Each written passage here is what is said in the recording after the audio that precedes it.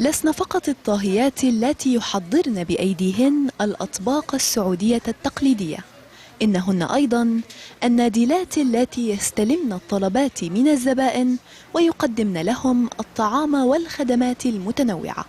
في خطوة تعد الأولى من نوعها في المملكة، اختار مطعم مخصص للعائلات فقط في تبوك، والذي فتح أبوابه منذ حوالي 3 أشهر، أن تكون غالبية الأيدي العاملة فيه من النساء السعوديات.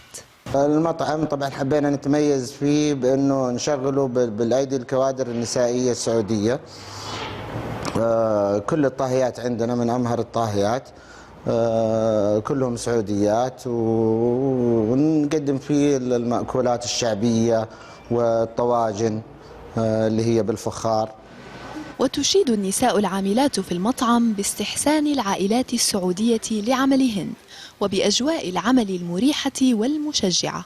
بنقدم مشروبات ساخنة ومشروبات باردة والأعشاب وأنواع من القهوة. الحمد لله في ريحية من عوائل السعودية، كوننا عاملات سعوديات.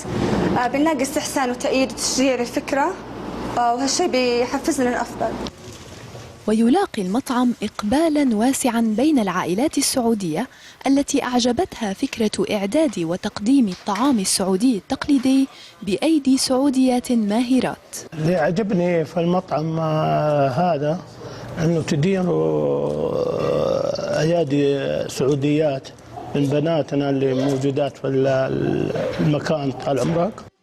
بدعم من خادم الحرمين الشريفين، تخطو المرأة السعودية خطوات واسعة تتمكن من خلالها شيئا فشيئا من إثبات ذاتها في شتى المجالات دون المساس بثوابت المجتمع وعاداته، والذي بدأ بدوره بتقبل وجود المرأة وعملها اليوم أكثر من أي وقت مضى.